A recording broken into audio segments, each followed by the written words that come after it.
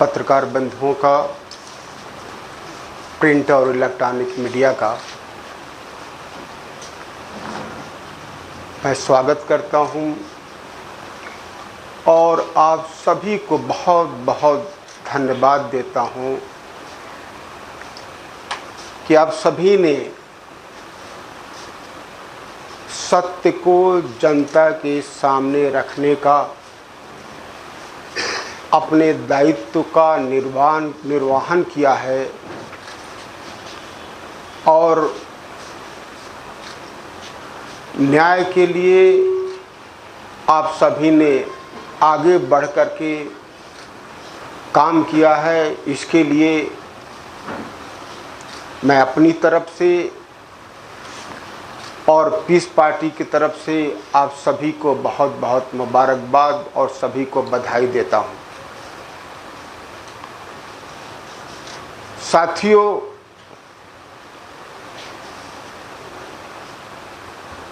आज की जो सरकार है वो सरकार देश के संविधान और देश के कानून के बजाय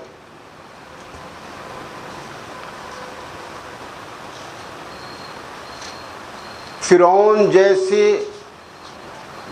हिटलर जैसी सरकारों की तरीके से काम कर रही है, जिसमें देश के नागरिकों के साथ धर्म और जाति के नाम पर भेदभाव करके उनको प्रताड़ित करने का काम किया जा रहा है। ये वैसे ही किया जा रहा है प्रतिपक्ष के लोगों का, उसी तरीके से उन पर अत्याचार और झूठे आरोप लगाए जा रहे हैं। जिस तरीके से इमरजेंसी में कांग्रेस सरकार ने प्रतिपक्ष के लोगों से काम किया है, मैं समझता हूं कि जो हाल इमरजेंसी के दौरान और उसके पश्चात कांग्रेस सरकार की हुई है, वही हाल इंशाअल्लाह वर्तमान सरकार की भी होनी है। मैं अपने रब का, देश के संविधान का, अपने देश के कानून का और न्यायपालिका के न्याय देने का मैं बहुत शुक्रगुजार हूं, बहुत आभारी हूं।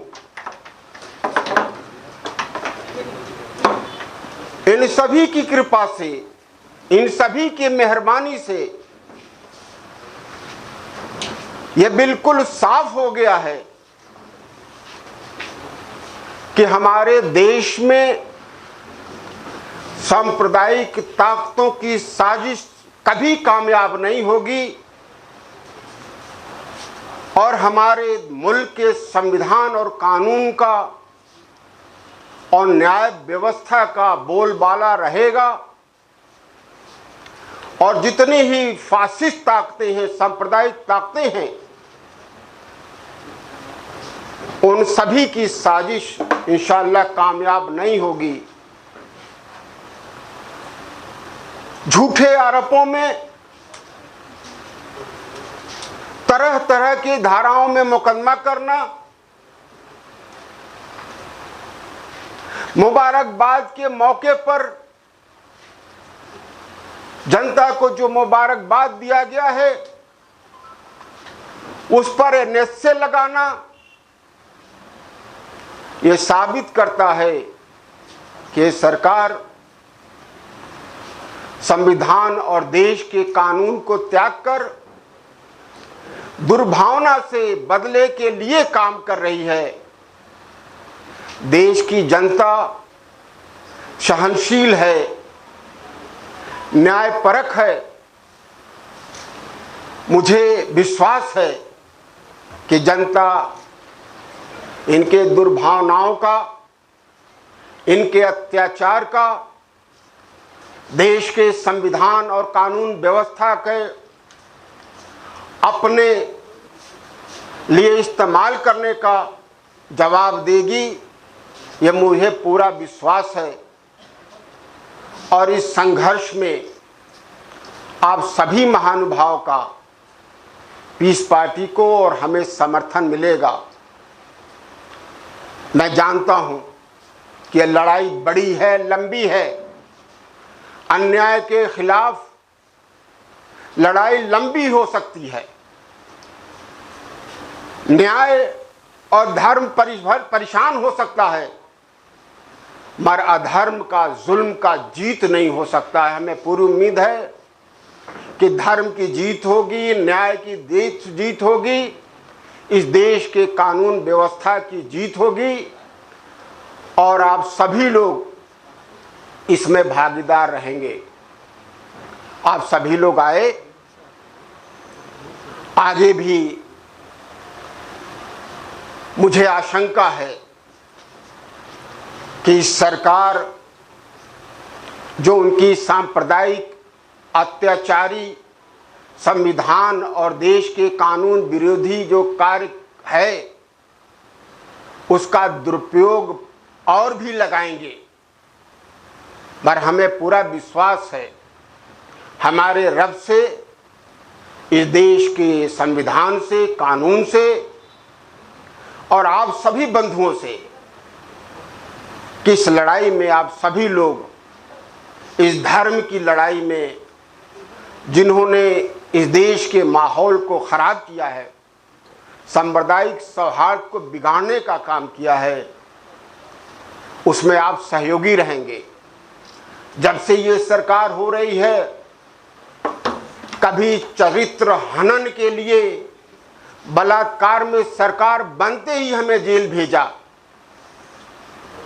उससे काम नहीं चला तो आज मुझ जैसे जनता के सेवक को, जो 40 सालों से जनता का सेवा कर रहा है, बिना धर्म और जात को देखे लोगों की सेवा कर रहा है, हमेशा देश के लिए लड़ता रह रहा है, जिन्होंने कभी इस देश के जो भी समर्थक हैं उनका सहयोग करता रहा है, उसको देश विरोधी उन्होंने जो एनएसए का आरोप लगाया है, मैं समझता हूं कि ये बदनाम करने की साजिश है। जनता इसे देख रही है, समझ रही है और समय आने पर इसका बदला चुकाएगी। आप सभी लोग आए, आप सभी महानुभावों का मैं फिर एक बार धन्यवाद करता हूं और आपसे सहयोग की अपील करता हूं, क्योंकि मेरा मानना है कि न्याय इस जग में भी है और न्याय हमारे मरने के बाद भी होगा। हमें उम्मीद है कि हम इस दुनिया में भी और आखिरत में भी, दोनों में भी इंशाअल्लाह हम लोग कामयाब होंगे और आप उसके सहयोगी बनेंगे। धन्यवाद। खुदा हाफिज। जो लोग सवाल पूछना चाहते हैं, पत्रकार साथी, माननीय जज जी जवाब देंगे, आप पूछ सकते हैं।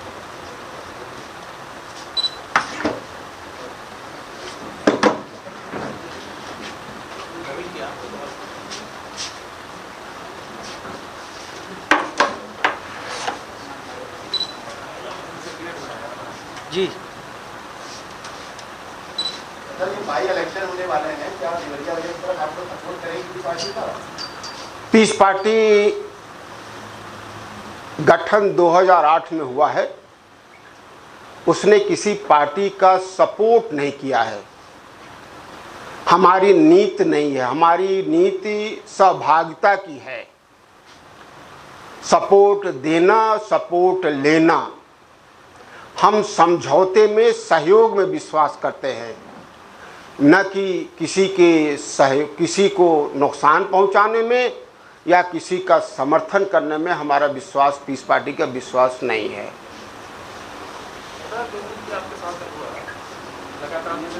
है, तो क्या लगता है डॉक्टर साहब क्या था जो भी आपको पता? जो भी सत्ता में बैठे लोग हैं वही लोग जो सांप्रदायिक मानसिकता से ग्रस्त हैं, ऐसे लोगों की कारस्तानी हो सकती है। मेरी ये सोच है और मेरा यह विश्वास है कि इस देश का संविधान और हमारा रब इनके सारी साजिशों को नाकाम करेगा। सर कोर्ट में जो आपने प्रूफ किया सर, सबसे अहम कड़ी क्या साबित है जिसके ऊपर आपको राष्ट्रद्रोह जो केस है ऐसे हटने में आपको मिला?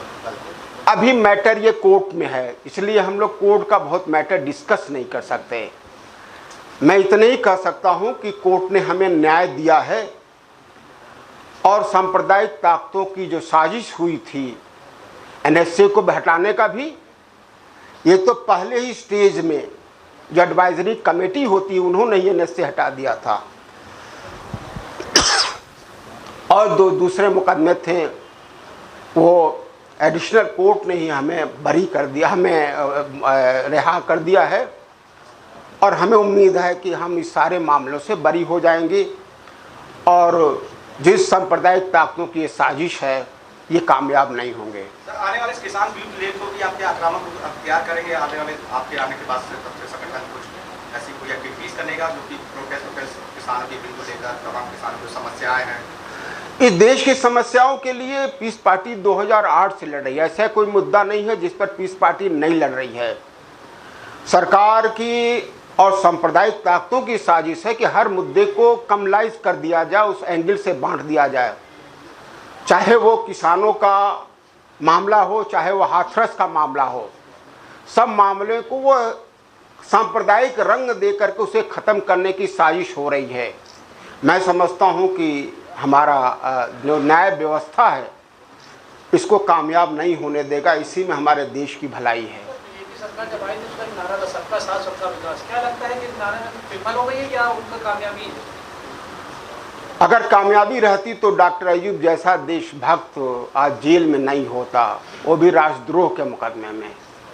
जो राष्ट्रद्रोही हैं, जो सांप्रदायिक भड़का रहे हैं, उनके लिए तो कुछ नहीं हो रहा है। और डॉक्टर अयूब जैसे जो समाज सेवी है, देश का सेवा 40 सालों से कर रहा है जो डॉक्टर, उसको देश विरोधी गतिविधियों की वजह से वो एनएसए में बंद कर दिया जाता है। मैं समझता हूं कि इससे सरकार की मानसिकता और सबका हाथ सबका विकास अपने आप परिलक्षित होता है, अपने आप दिखाई देता है।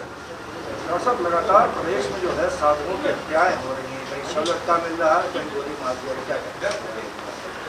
बहुत सारे मुद्दे हैं जो मैं बार बार कह रहा हूं कि जब तक सांप्रदायिकता इस मुल्क में बढ़ेगी, हमारे देश में बढ़ेगी, इस देश की जनता का विकास नहीं होगा, देश का विकास नहीं होगा। हर एंगल से सांप्रदायिकता भड़काने के लिए हर तरीके के कार्यक्रम हो रहे हैं, साजिश हो रहे हैं। मैं उन सभी गतिविधियों का, चाहे वो साधु महात्माओं का हत्या हो, चाहे बलात्कार हो, उसके बाद कत्ल करना हो, चाहे मेरे जैसे लोगों का, कफील के जैसे लोगों का एनएसए लगा के जेल में बंद करना हो, मैं समझता हूं कि सभी साजिश है और साजिश में ये जो सांप्रदायिक ताकतें हैं वो कामयाब इंशाअल्लाह नहीं होंगी। Thank you.